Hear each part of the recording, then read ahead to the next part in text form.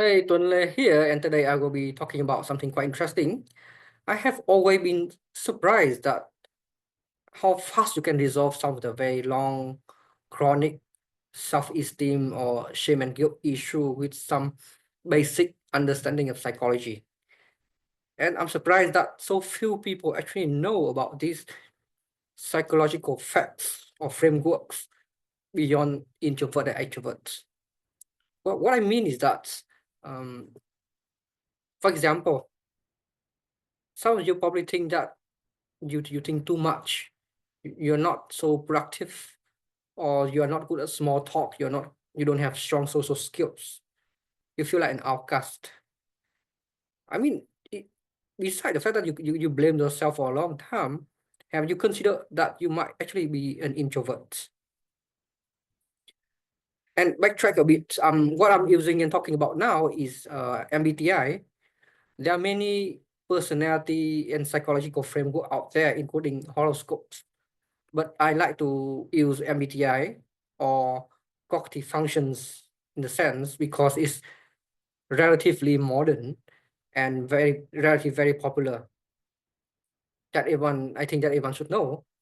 And when we talk about type of cognitive type, it's something a bit like left and right hand.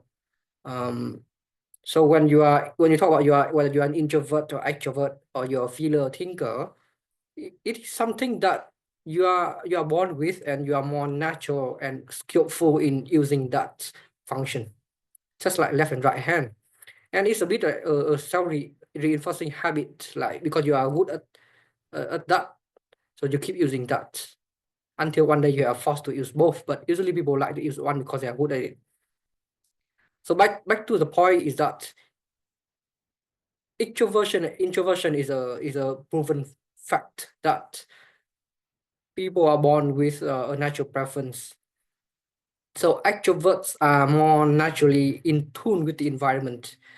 They are quite fast at adapting and listening to feedback of the environment, while introverts are better at introspection and in being in tune with their own internal thoughts.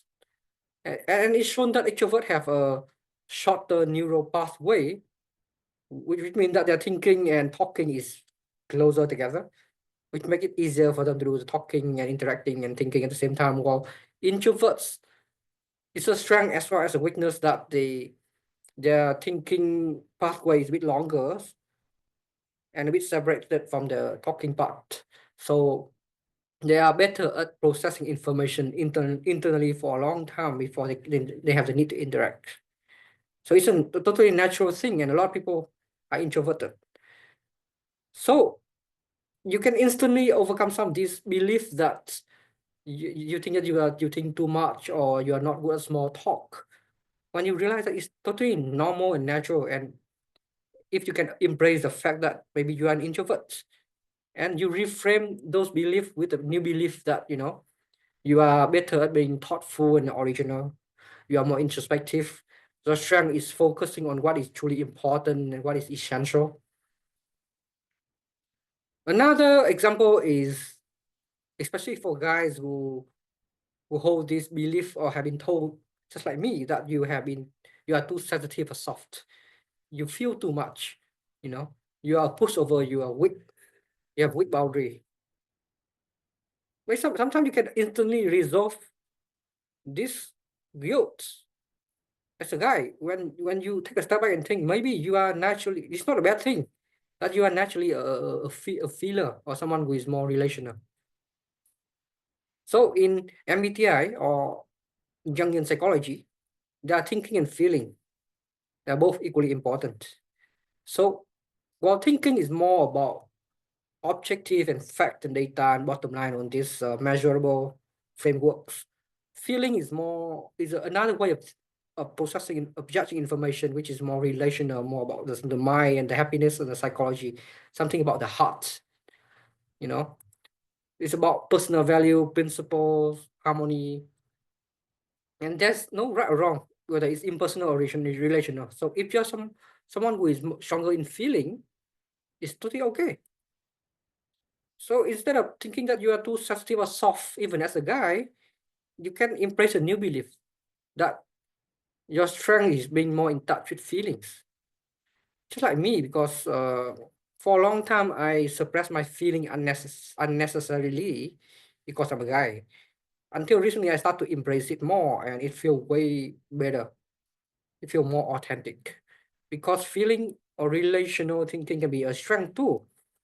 You can be strong and assertive when I need to, when I protect the values of the other people that I care for, and with a strong deep conviction that logic cannot do. Or in any group project, any system, you need both logics and the welfare, and need to take care of the welfare of the people and make people happy as well. So there's no right or wrong on anything more important than the other. And lastly, this dimension is a bit similar to introvert and extrovert, but it's a different dimension.